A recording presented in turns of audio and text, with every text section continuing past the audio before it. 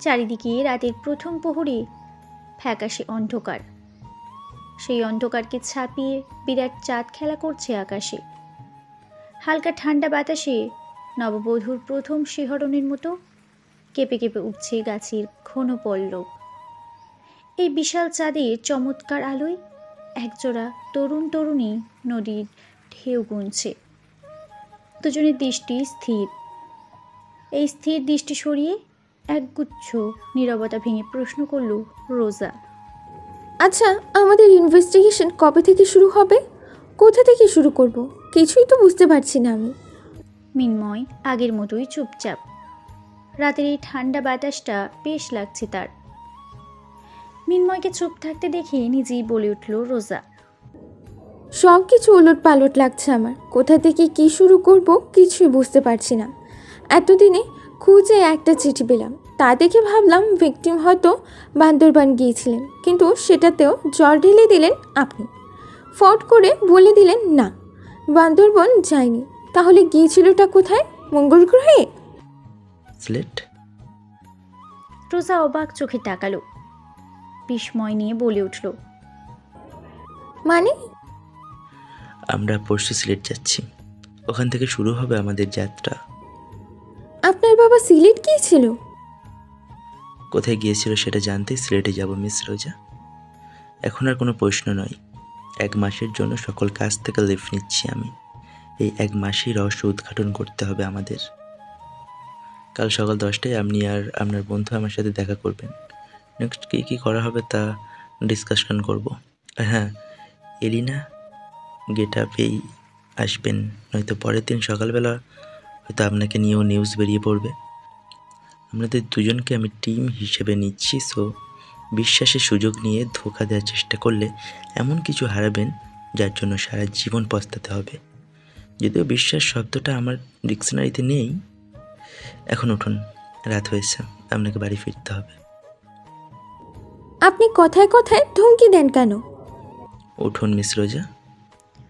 রোজা উঠে দাঁড়ালো। এক হাতে জুতো নিয়ে অন্য হাতে শাড়ির কুচি ধরে খালি পায়ে হাঁটছে সে। শিশির ভেজা ঘাসে হাঁটতে বেশ লাগছে তার। কিছুটা পথ এসে রাস্তায় দাঁড়াইতেই কয়েকটি পকেটে ছেলের পাল্লায় পড়ল তারা। রোজাকে দেখে সিটি দেওয়া থেকে শুরু করে নিম্নমানের কথাবার্তাও চলল তাদের মাঝে। রাগে শরীর ছিঁড়ে যাচ্ছে রোজার, অথচ মৃন্ময় ভাবলেশীন। চুপচাপ দাঁড়িয়ে ফোন চাপছে সে।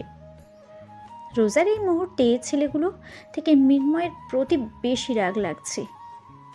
একটা মেয়েকে এভাবে টিজ করছে, অথচ মৃন্ময়ের কোনো চাই আসছে না।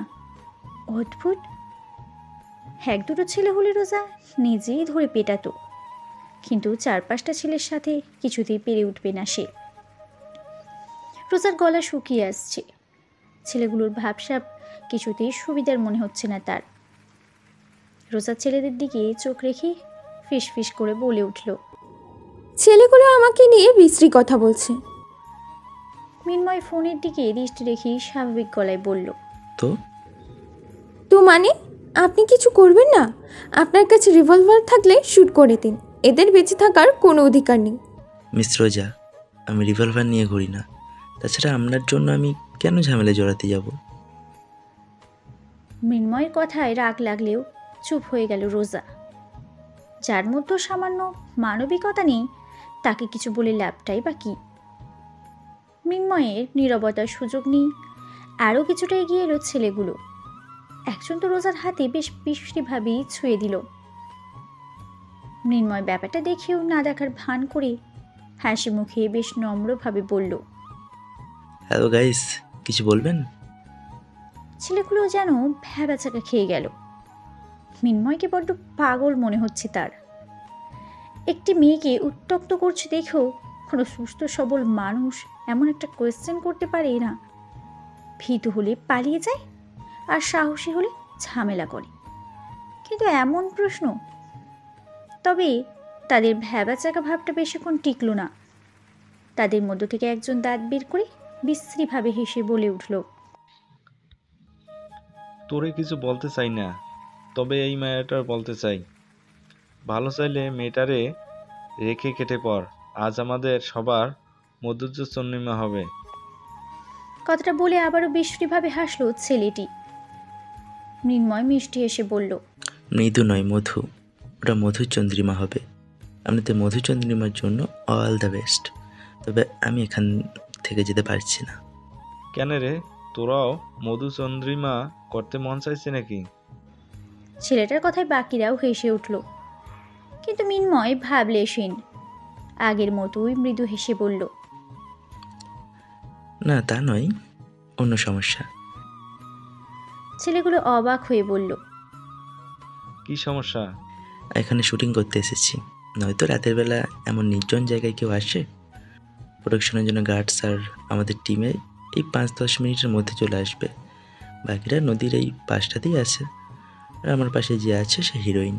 আমরা দুজন ন্যাচারাল রিহার্সালের জন্য একটু আগেই চলে এসেছি, যেহেতু একটু পর শুটিং। সো এখন চলে যাওয়াটা তো পসিবল নয়। মৃন্ময়ের কথায় ছেলেগুলো কিছুক্ষণ অদ্ভুতভাবে তাকিয়ে থেকেই হাসিতে ফেটে পড়ল। হাসতে হাসতেই বলে উঠল, ফাজলামো করস? আমাদের মগা মনে হয় তোর, কারণ সুপারস্টার তুই। আরে আরে দেখ, তোরা সুপারস্টার চলে আসছে। অটোগ্রাম নে, অটোগ্রাম নে, শালা ধান্দাবাজ। মৃন্ময় এবার ফোনের লাইটটা অন করে নিজের মুখে ধরল। ছেলেগুলো একটু খেয়াল করে দেখতেই মুখটা ফ্যাকাশে হয়ে এলো। নিজের চোখে বিশ্বাস করতে পারছে না তারা। একজন তো বলেই ফেলল, মামা আসলেই তো নায়ক রে, আরিয়ান মিন্নয়। সত্যিই শুটিং চলে। মামু চল, কালটি মারি। হিরোইনের লগে কাণ্ড করে ফেলছি মামা। সবাই চলে এলে তো ধুয়ে দিবে রে। মাইয়া অন্য কোথাও থেকে তুলে নেওয়া যাবে। এদের লগে লাগলে কাহিনী হয়ে যাব বন্ধু। মৃন্ময় হাসি মুখে বলল, আরে যাবেন কেন? শুটিং দেখে যান। সবাই এই 5 মিনিটের মাথায় চলে আসবে। তাছাড়া বাকিরা ওই দিকটাই আছে, একটু ওয়েট করুন। ছেলেগুলো গত গলায় বলে উঠল, না বস, আমরা যাই। মাফ করেন বস, কিছু মনে নিয়েন না। আসি বস, আসি ম্যাডাম, আসসালামু আলাইকুম। ছেলেগুলো ঝটপট পাপ চালিয়ে দৃষ্টির বাইরে চলে গেল। কয়েক মিনিট পরেই তাদের সামনে একটা রিকশা এসে দাঁড়ালো। রিকশায় বসে আছে সোহেল। মৃন্ময়দের দেখে নেমে দাঁড়িয়ে নার্ভাস গলায় প্রশ্ন করল সে, হ্যালো ম্যাম, ভালো আছেন? স্যার আপনি ওনার সাথে এখানে? কেউ দেখলে তো সর্বনাশ হয়ে যাবে। আর রিক্সা দিয়ে কী করবেন স্যার? রিক্সা আনতে বললেন কেন? তুমি সবসময় বেশি কথা বলো সোহেল। মিস রোজা, আপনি তো গাড়িতে যাবেন না, রিক্সায় উঠে যান। সোহেল। সোহেল হন্তদন্ত হয়ে উত্তর দিল, জি স্যার। তুমি মিস রোজার সাথে যাও, ওনাকে পৌঁছে দিবে। সোহেল অবাক হয়ে বলল, আমি? কেন, কোনো সমস্যা? না স্যার, একদমই না। চলুন ম্যাম। রোজা স্পষ্ট গলায় জবাব দিল। দরকার নেই, আমি একা চলাচল করতে পারি। মৃন্ময় তার থেকেও স্পষ্ট গলায় বলল, আপনার কাছে কেউ অনুমতি চায়নি, তবুও যদি একা যেতে চান তো যান। ছেলেগুলোকে হয়তো সামনেই পেয়ে যাবেন। রোজা কিছু বলল না, চুপচাপ রিকশায় উঠে গেল। তার পিছু পিছু অসহায় মুখ নিয়ে রিকশায় উঠে গেল সোহেল। মৃন্ময়কে ব্যাপক সন্দেহ হচ্ছে তার। এই রাতের আধারে এই সাংবাদিক মাইয়ারে নিয়ে করেটা কি স্যার? কোনো কাহিনী চলছে না তো? আর কাহিনী চললে নিজে না আসে তাকে পাঠালো কেন? অদ্ভুত। রোজার রাগ লাগছে না কি মন খারাপ লাগছে বুঝতে পারছি না সে। মৃন্ময় ছেলেগুলোকে 2-4টে ঘুষি কি দিতে পারতো না? কত বিশ্রী বিশ্রী কথা বলার পরেও তাদের সাথে এত সুন্দর ব্যবহার, বিরক্তিকর। কই তার সাথে কথা বলতে গলায় তো ধমকি ধামকি দিয়ে উড়িয়ে দেয়, অথচ ওই বাজে ছেলেগুলোর বেলায় এত নিশ্চুপ। কথাগুলো ভাবতেই মাথা ব্যথা শুরু হয়ে যাচ্ছে তার। একে বলে বিরক্তিজনিত মাথা ব্যথা। সকাল 7টা। হালকা রোদে ঝাপটায় ঘুম ভেঙে গেল রোজার। কিছুক্ষণ বালিশে মুখ ঢেকে চোখ বন্ধ করে শুয়ে থেকেই উঠে বসল সে। ঘড়িটা দেখে নিয়ে ফ্রেশ না হয়েই রান্নাঘরের দিকে হাঁটা দিল। মাথাটা ব্যথা করছে খুব। এই মুহূর্তে মায়ের হাতের এক কাপ চা ভীষণ প্রয়োজন তার। ড্রয়িং রুমে এসেই হৃদকে চোখে পড়ল। টি টেবিলে খবরের কাগজ বিছিয়ে খুব মনোযোগ সহকারে কিছু একটা দেখছে সে। কোকড়ানো চুলগুলোর কিছুটা এসে পড়েছে কপালে। রোজার ইস্তিদের মাথায় চাটি মেরে পাশে বসেই বলে উঠল, খবরের কাগজে ঢুকে যাচ্ছিস কেন? হৃদ মুখ তুলে তাকালো। রোজার দিকে তাকিয়ে মিষ্টি হেসে বলে উঠল, খবরের কাগজে আজ দারুণ একটা পাজল দিয়েছে আপু, ওটাই দেখছিলাম। তোর প্রাইভেট নিয়ে আজ? আছে তো, এখনই বের হবে। এখনই বের হব, যেতে ইচ্ছে করছে না। রোজা খবরের কাগজটা টেনে নিয়ে ভাঁজ করতে করতে বলল, যা ভাগ, খবরের কাগজে উড়ে যাবে না।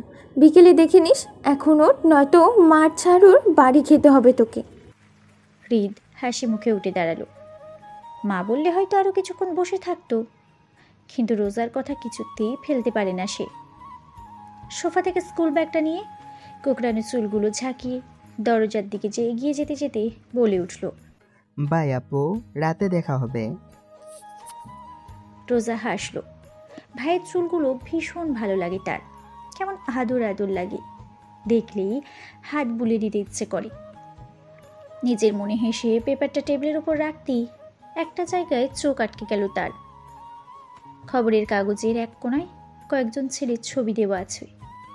ছবিগুলো বেশ পরিচিত লাগছে তার, কোথায় যেন দেখেছে সে। খবরের কয়েক লাইন পড়েই থমকে গেল। এগুলো কাল রাতের ছেলেগুলো নয় তো? রোজা বেশ মনোযোগ দিয়ে খবরটুকু পড়ল, যার সারমর্ম এই দাঁড়ালো, কাল রাতে শহরের এক নির্জন রাস্তা থেকে ব্যাপক আহত অবস্থায় উদ্ধার করা হয়েছে তাদের, যাদের মাঝে 3 জনই আইসিইউতে মৃত্যুর সাথে লড়াই করছে। বাকি 3 জন আশঙ্কাজনকও, না হলেও ব্যাপকভাবে আহত। এই ঘটনার তদন্তে ছেলেদেরকে জিজ্ঞাসাবাদ করা হলে তারা জানায়, নিজেদের মাঝে কথা কাটাকাটির জের ধরেই এমন একটি পরিস্থিতি তৈরি হয়। মদ খেয়ে মাতাল হয়ে এতটা হিংস্র হয়ে ওঠে তারা। হাসপাতালের ডাক্তাররা জানায়, ভিকটিমদের পেটে প্রচুর পরিমাণে নেশাজাতীয় দ্রব্য পাওয়া গিয়েছে। পুলিশের কাছে পুরো ঘটনাটা অস্পষ্ট হলেও বিষয়টা নিয়ে মাথা ঘামাচ্ছে না তারা। তারপর যুব সমাজ ধ্বংস হয়ে যাচ্ছে নিয়ে হ্যান ত্যান লম্বা এক বিবৃতি দিয়েছে সংবাদ লেখক। রোজা পেপারটা রেখে দিয়ে উঠে দাঁড়ালো। বিষয়টা রোজার কাছেও বেশ রহস্যময় লাগছে। যা দেখানো হচ্ছে সত্যিই কি তাই, নাকি এর পিছনেও আছে অন্য কোনো গল্প? আরিফের সামনে মাথা নিচু করে দাঁড়িয়ে আছে আরু। ভয় বুকটা দুরু দুরু করছে তার। আরিফের চোখের দিকে তাকানোর সাহস নেই। আরিফ আরুকে নীরব দৃষ্টিতে পর্যবেক্ষণ করে শান্ত গলায় বলে উঠল, সাইম যা বলছে তা কি সত্য? আরু মাথাটা আরেকটু নিচু করে দাঁড়ালো। সাইম আরিফকে কি বলেছে জানে না আরু, কি উত্তর দেবে সে? আরিফ আবার প্রশ্ন করল, কি ব্যাপার, কথা বলছো না কেন, উত্তর দাও। আরু ডান হাতের পিঠ দিয়ে মুখের ঘাম মুছে নিয়ে চুপচাপ দাঁড়িয়ে রইল। ভয়ে ভেতরটা কাঁপছে তার। আরিফ খুব রেগে গেলেই আরুকে তুমুল করে সম্বোধন করে। তার মানে তার রাগ এখন বিপদ সংকেতের শেষ সীমানায় আছে। আরু আবারও মুখ বুঝতে নিলেই ধমকে উঠল আরিফ। কি হলো, চুপ করে আছে কেন, উত্তর দাও। কথাগুলো সত্য না মিথ্যা? ইয়েস আর নো। আরু ভয় পাওয়া গলায় বলল, ভাইয়া, কথাগুলো সত্যি। আর কিছু বলতে পারল না আরু। সঠিক সত্যটা বলার আগেই ওর গালে চড় বসালো আরিফ। আদরের বোনটার গায়ে জীবনের প্রথম হাত তুলে এর আগে কাঁপছে সে। রাগ কন্ট্রোল করতে না পেরে আবারও হাত তুলতে গেলে হাতটা আটকে দেয় লিনা। ব্যস্ত হয়ে বলে, কি করছো তুমি? এত বড় বোনের গায়ে হাত তুলছো, পাগল হয়ে গেলে? হাত ছাড়ো নীলা, যখন শাসন করেছি তখন একটা কথা নয়, একটাও না। প্লিজ আরিফ, শান্ত হও, সব ঠিক হয়ে যাবে। লিনার কথায় চেতে উঠল আরিফ। লিনাকে ধাক্কা দিয়ে সরিয়ে দিল সে। লীনা নিজেকে কোনো রকমে সামলে নিয়ে আবারও এগিয়ে এলো।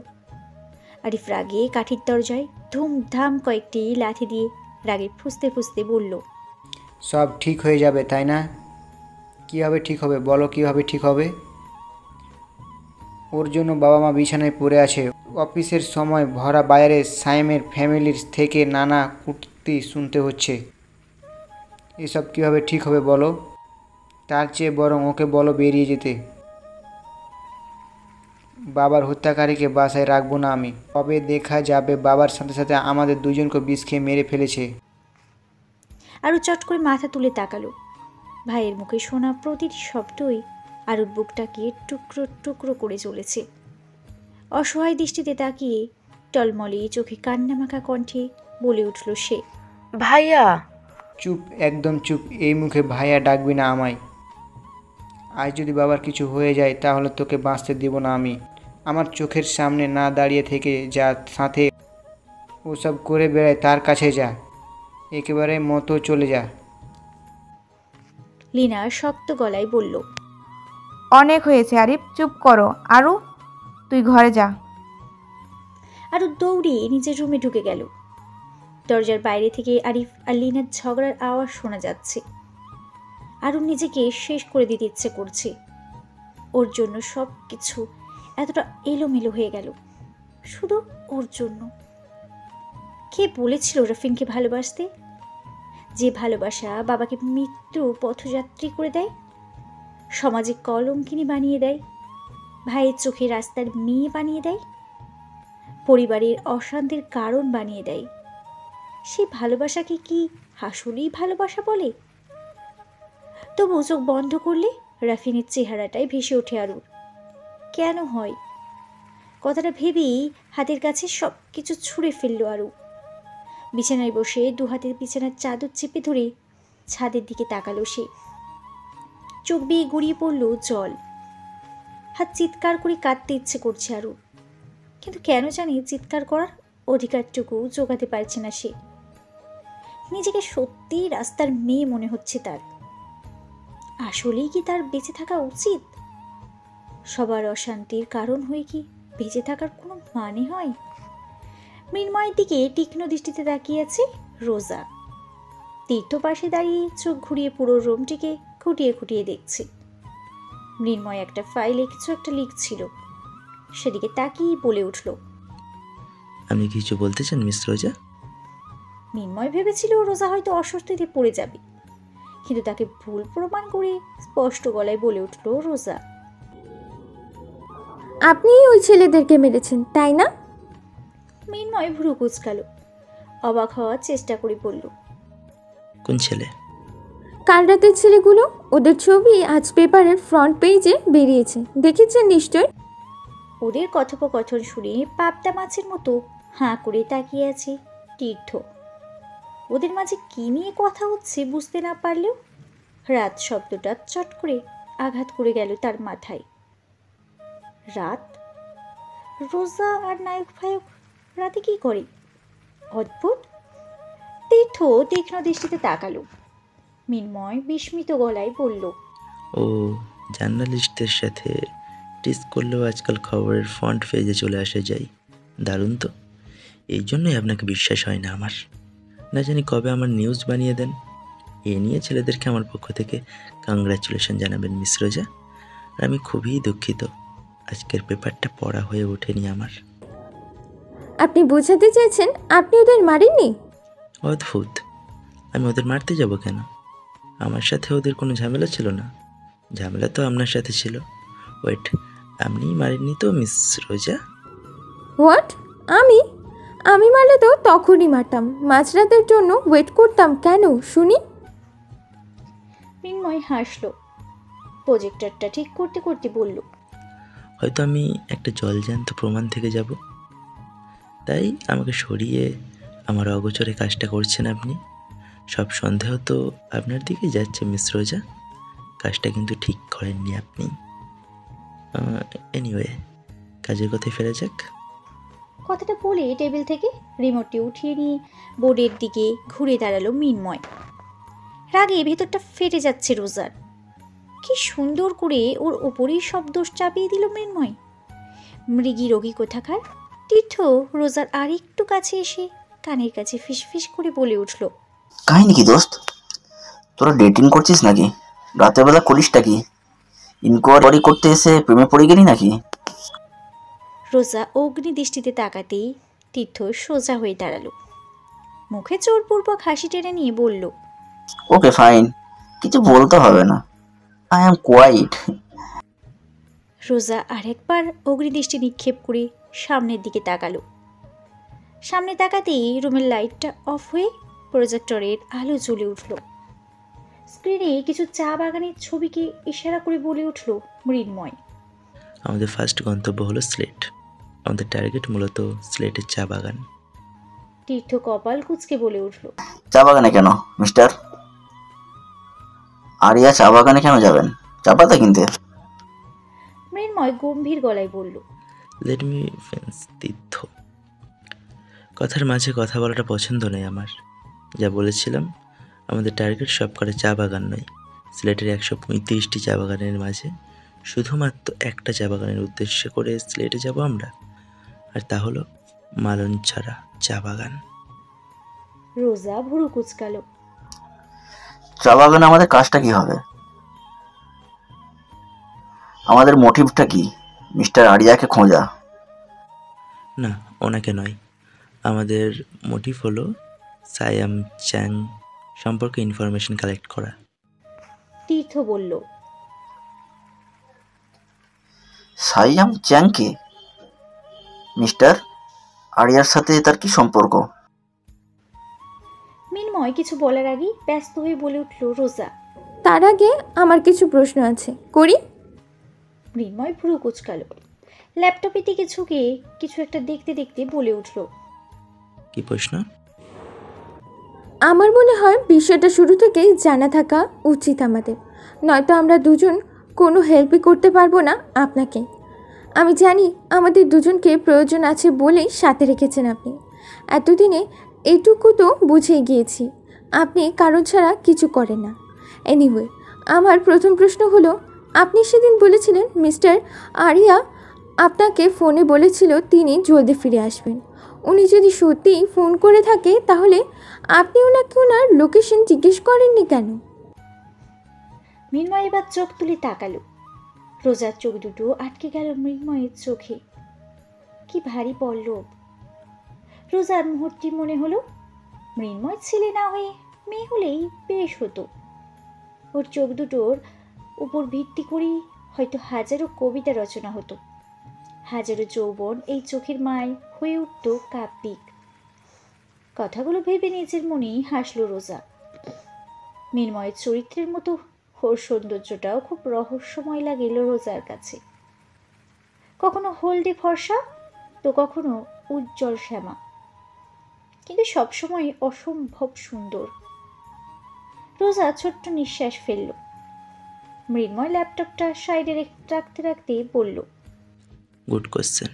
আপনাকে যতটা বোকা ভেবেছিলাম ততটা বোকা আপনি না। ইমপ্রেস। কথাটা বলে হাসল মৃন্ময়। দুহাত পকেটে গুজে সোজা হয়ে দাঁড়ালো। রোজার প্রশ্ন মাখা দৃষ্টিতে স্থির দৃষ্টি রেখে বলে উঠল, বাবা কখনোই ফোন করেননি আমায়।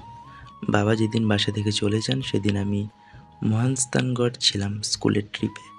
দুদিন আগে থেকেই ওনার সাথে দেখা সাক্ষাৎ বন্ধ ছিল আমার। বাবার চলে যাওয়ার ব্যাপারটা কারোরই জানা ছিল না, ইভেন মারও নয়। আর আপনার পাওয়া চিঠিটা মা পর্যন্ত পৌঁছায়নি কখনো। পৌঁছালে হয়তো 4 মাসের মাথায় মানসিকভাবে অসুস্থ হয়ে পড়তেন না উনি। এনিওয়ে, যা বলছিলাম, বাবা চলে যাওয়ার পর এখনও পর্যন্ত তার সাথে কোনো যোগাযোগ হয়নি আমাদের। ওটা আপনাকে এমনি বলেছিলাম। রোজা কিছুক্ষণ বিড়বিড় করে বলে উঠল, মিথ্যুক। আপনার কোন কথা বিশ্বাস করব আমি? এটাও যদি মিথ্যে হয় তো? মৃন্ময় হাসল। আমি মিথ্যে বলেছি নাকি সত্যি সেটা বুঝে নেওয়াটা আপনার রেসপন্সিবিলিটি, নট মাইন। এনিওয়ে, আর কোনো প্রশ্ন? আপনার বাবা যে বান্দরবান যাননি সেই বিষয়ে শিওর কিভাবে হচ্ছেন? আর ওনার সাথে যোগাযোগ না থাকলে সাইম চা সম্পর্কে কি করে জানলেন? উনি কি আপনাদের পূর্ব পরিচিত? ওনার সাথে মিস্টার আরিয়ার সম্পর্কটা কি? আপনার অনেক আগেই রুমগুলো সার্চ করেছিলাম আমি। সেখান থেকে 3টি বান্দরবনের টিকিট পাই। টিকিটের কারণটা প্রথমে গেস করলেও পরবর্তীতে চিঠিটা পেয়ে ব্যাপারটা একদমই পরিষ্কার হয়ে যায়। আপনি যে চিঠিটা পেয়েছিলেন সেটা ক্লিয়ার করেছি আমি। স্ক্রিনে দেখুন। রোজা আর তীর্থ স্ক্রিনে তাকাতেই স্ক্রিনে একটা চিঠি ভেসে উঠল। টাইপ করা লেখা, মালিহা। আজ আমাদের 14তম বিবাহবার্ষিকী। দেখতে দেখতে 14 বছর কেটে গেল, অথচ তোমাকে দেওয়া কথাটা রাখতে পারলাম না। তোমার স্বপ্নের ফ্যামিলি ট্যুরটা আর হলো না। বান্দরবনের 3টা টিকিট কেটেছিলাম তোমায় সারপ্রাইজ দেব বলে, কিন্তু দেয়া হলো না। আমায় একাই ছুটতে হলো গন্তব্যে। যেখানে যাচ্ছি সেখানে হালকা পাতলা রিস্ক আছে, তাই তোমায় আর ওরকে সাথে নিচ্ছি না। এই একদম মন খারাপ করবে না, আমি খুব শীঘ্রই ফিরে আসব। চ্যাম্পকে আমার আদর দিও, আর তাকেও মন খারাপ করতে বারণ করো। তার বাবা জলদি ফিরে আসবে। ফিরেই 3 জনে মিলে ফ্যামিলি ট্যুরের জন্য ছুটব। সাথে থাকবে একটা সারপ্রাইজ। এবার পাক্কা প্রমিস করছি। তোমাকে না বলে চলে যাচ্ছি বলে রাগ করো না। সরি সোনা, তুমি তো জানো যাওয়ার সময় তোমার উদাস চেহারা একদমই নিতে পারি না আমি। অ্যাট লাস্ট, হ্যাঁ এই সাইতে, তোমার আরিয়া। চিঠিটা পড়ে রোজা প্রথম যে প্রশ্ন করলো তা হলো, মিস্টার হিরো, আইসাইতে অর্থ কি? মৃন্ময় রোজার চোখের দিকে তাকিয়ে বলে উঠল। আমি তোমাকে ভালোবাসি। তীর্থ অবাক হয়ে বলল, কি? সাহিত্যে অর্থ আমি তোমাকে ভালোবাসি। এটা রাইখিন ভাষা। তীর্থ সরু চোখে তাকিয়ে রোজার কানের কাছে ফিস ফিস করে বলে উঠল, এর বাপ রাখাইন না কি দোস্ত? আমি ভাবছিলাম তোরে প্রপোজ করলো, আত্মা তো আকাশে উঠে গিয়েছিল রে, নায়কের বউ। রোজা আবারও চোখ রাঙিয়ে তাকালো। কথাটা মৃন্ময়ের কান পর্যন্ত পৌঁছেছে কিনা বোঝা গেল না। মৃন্ময় স্বাভাবিক কণ্ঠে বলে উঠল, কাম টু দ্য পয়েন্ট। বাবা যে টিকিটের কথা লিখেছেন সেগুলো আমার কাছে, অর্থাৎ এই টিকিটগুলোর একটিও ব্যবহার করা হয়নি। বাবা যেমন মিতব্যয়ী মানুষ, তিনি ঘরে 3টা টিকিট থাকা অবস্থায় নতুন কোনো টিকিট কেটে বান্দরবন যাবেন না। ওনার বান্দরবন যাওয়ার হলে এই 3টে টিকিট থেকেই একটা ব্যবহার করতেন। যেহেতু টিকিটগুলো পরবর্তীতে ব্যবহার করা যাবে না, সেহেতু এই টিকিট যত্ন করে সাজিয়ে রাখার প্রশ্নই ওঠে না। আর সাইয়াম চাং আমাদের পূর্ব পরিচিত নয়, আমি কখনো শুনিনি নামটি, কিন্তু বাবার পুরনো ডায়েরি চেক করতে গিয়ে একটা লেখা চোখে পড়ে আমার। তীর্থ কৌতূহলী গলায় বলে উঠল, কি লেখা? মৃন্ময় প্রজেক্টরের দিকে ইশারা করে বলল, টেকনালু। রোজা তীর্থ স্ক্রিনে তাকাতেই সেখানে লেখা ভেসে উঠল, সায়াম চাং, মালনী ছড়া চা বাগান, 7/6/2006। রোজা পুরো কুচকে বলে উঠল, এই তারিখটাতেই কি আপনার বাবা বাসা থেকে বের হয়ে গিয়েছিলেন? বাবা বেরিয়েছিলেন জুনের 6 তারিখ, আর এখানে লেখা জুনের 7 তারিখ, অর্থাৎ বাবার গন্তব্য ছিল সায়াম চাং। এখন আমাদের এই সায়াম চাংকে খুঁজে বের করতে হবে। মৃন্ময় একটা দীর্ঘশ্বাস ফেলে কপালের চুলগুলো পেছনে ঠেলে দিয়ে বলে উঠল, কাল আমরা সিলেটে যাচ্ছি, সকাল 10টায় ফ্লাইট। আই থিঙ্ক আপনারা ঠিক টাইমে পৌঁছে যাবেন। রোজা আর তীর্থ মাথা নেড়ে সম্মতি জানিয়ে বলে উঠল। জি। বাসায় ফিরে ব্যাকপ্যাক করছিল রোজা। মাকে কি বাহানা দেওয়া যায় সেসব আইডিয়াই ঘুরছে মাথায়। হঠাৎ দরজার ওপাশ থেকে উকি দিল হৃদ। মাথা হেলিয়ে ওর ঝাঁকড়া চুলে হাত চালিয়ে বলে উঠল, আসবো আপু? রোজা না তাকিয়ে মুচকি হেসে বলে উঠল, চলে আয়। হৃদ বিছানায় বসলো, আগ্রহী কণ্ঠে বলে উঠল, কোথাও যাচ্ছ আপু? যাচ্ছি। কোথায়? ওটা টপ সিক্রেট, বলা যাবে না। হৃদ মুখ কালো করে বলল, বলো না আপু, আমি কাউকেই বলবো না, প্রমিস। রোজা এবার হৃদের দিকে তাকালো। কোকড়ানো চুলগুলো আরেকটু এলোমেলো করে দিয়ে হাসলো রোজা। হাসি মুখে বলে উঠল, ইনভেস্টিগেশনের কাজে যাচ্ছি, বাবার পারমিশন আছে, বাট মায়ের কানে যাওয়া বারণ, বুঝলি? হৃদ অবাক চোখে তাকালো। কৌতূহলী কণ্ঠে বলে উঠল, অ্যাডভেঞ্চার? তীর্থ ভাইয়াও সাথে যাচ্ছে, আমাকেও সাথে নাও আপু প্লিজ। একদম না, আগে বড় হয়ে নে, তারপর দুজনে মিলে বনে জঙ্গলে ঘুরে বেড়াবো, অনেক অনেক কেস সলভ করব, তার জন্য ঝটপট বড় হতে হবে তোকে। প্রমিস। একদম। হৃদ মিষ্টি করে হাসলো। হাসি মুখেই বলল, আজ কি হয়েছে জানো? রোজা লাগেজে চেন লাগাতে লাগাতে বলল, এখনো জানি না, তবে বললে জানাবো, বলে ফেল। হৃদ আগ্রহী কণ্ঠে বলল, আজ যখন স্কুল থেকে ফিরছিলাম তখন একটা কুকুরকে গুলি করতে গিয়ে একটা বৃদ্ধার শরীরে লেগেছিল প্রায়। রোজা ভ্রু কুচকালো। কুকুরকে গুলি মানে? আমি আর সাদিফ রাস্তা ধরে হাঁটছিলাম, কোথা থেকে একটা কুকুর দৌড়ে এলো। আমরা ভয় পেয়ে সরে যেতেই আমাদের পেছনে দাঁড়িয়ে থাকা বৃদ্ধা চিৎকার করে উঠলেন, রক্তে পা ভেসে যাচ্ছিল জানো। তখন ওই লোকগুলো এসে ওনাকে হসপিটালে পাঠালো আর সরি বলল, তারা নাকি সরকারি লোক। কুকুরটা পাগল হয়ে গেছে, সামনের মহল্লায় নাকি কয়েকজনকে কামড়েছে, ইনজেকশন পুশ করা যাচ্ছিল না তাই শ্যুট করেছে। রোজা পুরো আগের থেকেও কুচকে গেল। বিড়বিড় করে বলে উঠল, পশু অধিদপ্তরের লোকেরা তো এইভাবে শ্যুট করে, কুকুর মারে না কখনো, ওদের কাছে ইঞ্জেকশন থাকে, কুকুর ধরার টেকনিক থাকে, এভাবে শহরের মাঝে শ্যুট, ব্যাপারটা কি সন্দেহজনক নয়? একটু ভাবতেই ফোন বেজে উঠল রোজার। ফোন রিসিভ করে তীর্থের সাথে কথা বলতে বলতে হৃদের কুকুর টপিকটা মাথা থেকে বেরিয়ে গেল রোজার। রাস্তার মাঝ বরাবর বসে আছে তীর্থ, তার পাশে পড়ে আছে রোজা আর তীর্থর লাগেজ। তীর্থর ফোনটাও ছিটকে গিয়ে পড়েছে মেন হলের পাশে। একটুর জন্য বেঁচে গেছে ফোনটা। রোজা তীর্থকে টেনে তুলে দাঁড় করালো। ঠিকমতো হাঁটতে পারছে না বেচারা, হাঁটু নাড়াতেই ছিনছিনে ব্যথা করে উঠছে। রোজাও হাঁটতে আর হাঁটুতে সামান্য ব্যথা পেয়েছে, একটা জায়গায় চামড়া উঠে গিয়ে জ্বালা পোড়াও করছে। রোজা নিজের শাড়িটা খানিক ঝেড়ে নিয়ে লাগেজ দুটো তুলে তীর্থের পাশে রাখল। রিক্সাওয়ালাকে টেনে তুলতেই কানে এলো কারো কণ্ঠ, শিট, হে রাস্কেল, রাস্তার মাঝখান দিয়ে রিক্সা চালালে তো এমনটাই হবে। শুধু ঠুকে দিয়ে ভুল করেছি, রিক্সাটার সাথে তোকে উপরে পাঠিয়ে দেওয়ার উচিত ছিল। এটুকু বলেই গাড়ি থেকে নামতেই রোজা ভুরু কুচকে তাকালো। রোজাকে দেখে বাকিটুকু আর বলা হয়ে উঠল না। নিঃশব্দে গাড়ির দরজাটি লাগিয়ে রোজার দিকে তাকালো সে। রোজা হাসি মুখে এগিয়ে এসে বলল, ও মিস্টার চৌধুরী, হ্যালো। রাফিন খানিকটা ভরকে গেল। সে ভেবেছিল রোজা ইচ্ছে মতো ঝাড়ি দেবে তাকে, কিন্তু তার ধারণা মিথ্যে করে দিয়ে রোজা হাসছে। অদ্ভুত, মেয়েদেরকে বোঝা দেয়। কথাটা এই মুহূর্তে 100% সত্য বলে মনে হচ্ছে রাফিনের। রাফিনকে চুপ করে থাকতে দেখে আবার বলে উঠল রোজা, আমার ধারণা অতিরিক্ত ভালো এবং অতিরিক্ত খারাপ মানুষের অহংকার থাকতে নেই। অহংকার শব্দটা তাদের সাথে ঠিক মানায় না।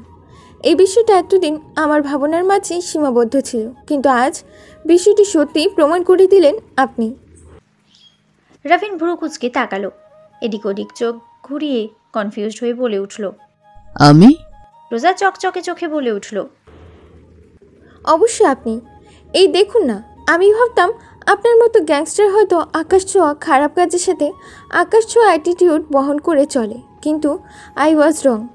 আপনি যে মাপের মানুষ, আপনার উচিত প্লেন ক্র্যাশ করা, বাট আপনি নিজের ইমেজের খেয়াল না রেখে রাস্তায় ছোটোখাটো রিক্সা ক্র্যাশ করছেন।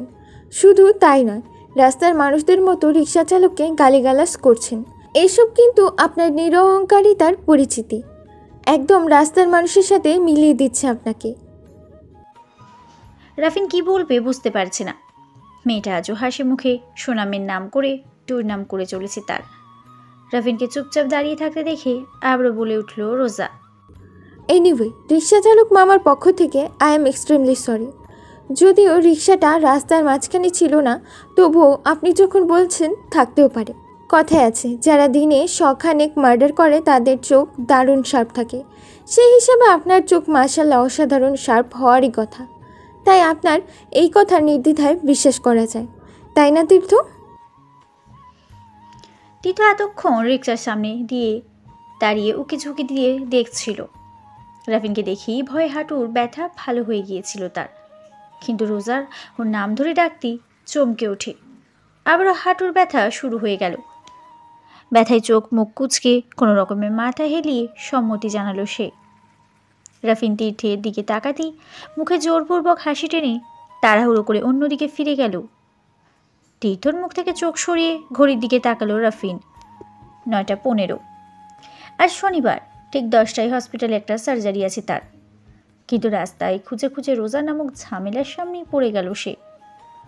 অন্য কোনো সময় হলে রাফিন ভয়ানক বিরক্ত হতো, কিন্তু আজ তেমনটা হচ্ছে না। রাফিনের মুখ দেখে তার মনের ভাবটা বোঝা যাচ্ছে না। রোজা নামক ঝামেলাটা তার কাছে কেমন তেমন খারাপ লাগছে না, বরং বেশ ভালোই লাগছে। রোজা ব্যাগ থেকে কিছু টাকা বের করে রিক্সাওয়ালাকে দিয়ে আর একটা রিক্সা ডাকলো। রাফিনের দিকে তাকিয়ে কিছু মনে পড়েছে এমন ভাব করে বলল, ও ভুলেই গিয়েছিলাম, এখন তো আপনার টার্ন, সরি, বলুন। রাফিন অবাক চোখে তাকালো, প্রশ্নমাখা দৃষ্টিতে তাকিয়ে বলল, সরি কেন? আমার রিক্সা রাস্তার মাঝে ছিল, আমি সরি বললাম। তো আপনার গাড়িও তো রাস্তার মাঝে ছিল, তার জন্য আপনাকেও সরি বলা উচিত। পেছন থেকে আঘাত করাকে কাপুরুষতা বলে, আর আপনি তো রিক্সাকে পেছন থেকে ধাক্কা দিয়েছেন। আপনি নিশ্চয়ই কাপুরুষ নন, ব্যাপারটা নিশ্চয়ই অ্যাক্সিডেন্টলি হয়ে গেছে, রাইট? ইউ ক্যান আন্ডারস্ট্যান্ড, কিন্তু ব্যাপারটা যে ইচ্ছাকৃত ছিল না সেটা প্রমাণ করতে হলেও আপনাকে সরি বলা উচিত। রাফিন কনফিউজড হয়ে বলল, সরি? সরি শব্দটি উচ্চারণ করে নিজেই চমকে উঠল রাফিন। আর যাই হোক, সরি শব্দটা কখনোই উচ্চারণ করে না রাফিন, তাতে তার দোষ থাকলেও না আর দোষ না থাকলেও না। অথচ রোজার কথার বেড়াজালে অবিশ্বাস্য রকম কাজটা করেই ফেলল সে। রোজা হাসল, হাত এগিয়ে দিয়ে বলল, আসি mister Chowdhury, very bad to meet you. রাফিনও হাত বাড়ালো, তবে কিছু বলল না। রোজা তীর্থকে রিকশায় উঠতে সাহায্য করে নিজে উঠে বসল। রিক্সা চালক লাগেজগুলো তুলে দেওয়ার পর ছুটে চলল এয়ারপোর্টের পথে। রাফিন সেখানেই দাঁড়িয়ে রইল। নিজের মনে বিড়বিড় করে বলল, সরি সরি, লাইক সিরিয়াসলি? ও মাই গড। কথাটা বলে ভ্রু কুঁচকে নিজের মনেই হেসে উঠল। একটা ছোট্ট শ্বাস ফেলে গাড়ি নিয়ে ছুটে চলল নিজস্ব গন্তব্যে। এয়ারপোর্টে এসে এয়ারপোর্ট গ্রাউন্ডেতেই দেখা মিলল মৃন্ময়ের। সাদা রঙের পাতলা শার্ট আর হালকা ব্রাউন জিন্স পরেছে সে। পায়ে হোয়াইট কেস, মাথায় সিল্ক চুলগুলো সুন্দর করে গোছানো, চোখে কালো চশমা, ডান হাতে ঘড়ি আর বাম হাতে লাগেজ। তীর্থ রোজা সামনে এসে দাঁড়াতেই ভ্রু কুঁচকে তাকালো মৃন্ময়। তীর্থের পায়ের দিকে ইশারা করে বলল, পায়ে কি হয়েছে?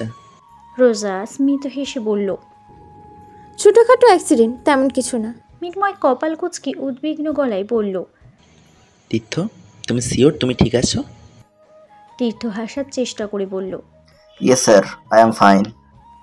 মৃন্ময় মাথা নাড়ল, কিছু বলল না। ফ্লাইটের অ্যানাউন্সমেন্ট হতেই এয়ারপোর্টের বাকি কাজ শেষ করে তিনজনই ফ্লাইটে উঠে গেল। কিন্তু বিপত্তি হলো সিট নিয়ে। তীর্থ আর মৃন্ময়ের সিট পাশাপাশি, কিন্তু রোজার সিট দ্বিতীয় সারিতে একটা মেয়ের পাশে। তীর্থর কথা হলো সে মৃন্ময়ের পাশে নয়, ওই মেয়েটার পাশেই বসবে। রোজাকে ডেকে এনে বলল, দোস্ত, তুই আমার সিটে বসে জানা, দেখ মেয়েটা কি কিউট। হাসিটা তো সেই নয় যেন মুক্তোর মালা। রোজা ভুরু কুঁচকে তাকালো, রাগী গলায় বলল, শালা ফাজিল, এখানেও তো লুচ্চামি। মালিহাকে বলবো? মৃন্ময় পানি খাচ্ছিল। মালিহা নামটা শুনেই মুখ থেকে পানি ফেলে দিয়ে অবাক চোখে তাকিয়ে বলল। মালিহা। রোজা দাঁত বের করে হাসল, তীর্থর কাঁধে হাত রেখে বলল, এটা আপনার জন্য খুব কষ্টের হলেও সত্য যে তীর্থর দরজালি গার্লফ্রেন্ড আর আপনার মায়ের নাম সেম। আপনি বরং পানি খান, কিছুটা বেটার ফিল করবেন। মিনময় কিছু বলল না, হালকা কেশে জানালার বাইরে তাকালো। তীর্থ ফিসফিস করে বলল, প্লিজ দোস্ত, তুই আমার বন্ধু না দুশ্মন? মায়াটাকে দেখ একবার। আহা, মেয়ে তো নয়, সিলেটের আস্ত চা বাগান। কি? আরে উপমা দিলাম, ফিলিংসটা বোঝার চেষ্টা কর। তোর এই বয়ফ্রেন্ডের সাথে 45 মিনিট বসে থেকে টাইম নষ্ট না করে এই মেয়ের পিছনে খরচ কর, সেটা ঢের ভালো। রোজা রাগী গলায় বলল, ও আমার বয়ফ্রেন্ড কেমনে হলো রে? বেয়াদব, সবাই কি তোর মতো নাকি? আচ্ছা মেরি মা, তুই ধোয়া তুলসী পাতা, এবার তো এই সিটে আয় প্লিজ প্লিজ। রোজা কিছু না বলে মিনময়ের পাশের সিটে বসলো। মিনময়ের কানে হেডফোন, হয়তো গান শুনছে। রোজা একবার এদিকে সেদিকে তাকিয়ে বিড়বিড় করে বলল, নিজেই তো গায়ক, তবুও কিসের ছাতার মাতার গান শুনে? মিনময়ের থেকে চোখ সরিয়ে তীর্থের দিকে তাকালো রোজা। এই 2 মিনিট এই মেয়েটির সাথে ভাব জমিয়ে ফেলেছে সে। কিভাবে পারে কে জানে? এই ছেলেটাকে দেখলে কে বলবে মালিহা নামের একটা মেয়ের জন্য পাগলা প্রায় সে। মালিয়া দুদিন রাগ করে ফোন বন্ধ করে রাখলেই বেচারা খাওয়া দাওয়া বন্ধ করে মালিয়ার বাড়ির সামনে রাত ভোর দাঁড়িয়ে থাকে। দুবারে ফোন না তুললেই টেনশনে চোখ মুখ শুকিয়ে যায়। রোজা নিজের মনেই হাসল। চারপাশে কত অদ্ভুত সব মানুষের বসবাস, সবাই পুরুষ জাতির অন্তর্ভুক্ত, তবু এক একজন কতটা আলাদা। কাউকে ভালোবাসা, ঘৃণা করা সব কিছুরই কত আলাদা সংজ্ঞা। সিলেটে পৌঁছে ভাড়া করা গাড়িতেই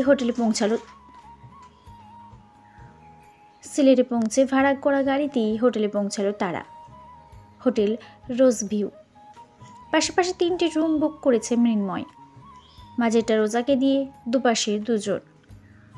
রুমে ঢোকার আগ মুহূর্তে রোজা তীর্থকে উদ্দেশ্য করে বলল, ফ্রেশ হয়ে কিছুক্ষণ রেস্ট নিয়ে নাও তোমরা, ঘড়িতে 2টা বাজতেই বেরিয়ে পড়বো আমরা। আমি টাইম মেনটেন করে চলতে পছন্দ করি, আই থিঙ্ক ব্যাপারটা মনে রাখবে। যা যা রুমে গিয়ে ফ্রেশ হয়ে কিছুক্ষণ ঘুমিয়ে নিল সবাই। মাত্র 11টা বাজে। তাদের হাতে ঘুমানোর জন্য 2 ঘন্টারও বেশি সময় আছে। 1:30টার দিকে ঘুম ভাঙল রোজা। তীর্থকে ফোন দিয়ে রেডি হতে বলে নিজেও তৈরি হয়ে নিল। শাড়ি পাল্টে স্কার্ট আর টপস পরে নিয়েছে রোজা। লম্বা চুলগুলো উঁচু করে খোপা করে গলায় ওড়না জড়িয়ে বেরিয়ে এলো। ততক্ষণে তীর্থ আর মৃন্ময়ও বেরিয়ে এসেছে। মৃন্ময় রোজার দিকে এক নজর তাকিয়ে নজর সরিয়ে লিফটের দিকে এগিয়ে গেল। রোজাকে এর আগে মাত্র একদিন শাড়ি ছাড়া স্কার্ট পরা অবস্থায় দেখেছিল সে। দুটো ড্রেসে একদমই 2 রকম লাগে তাকে।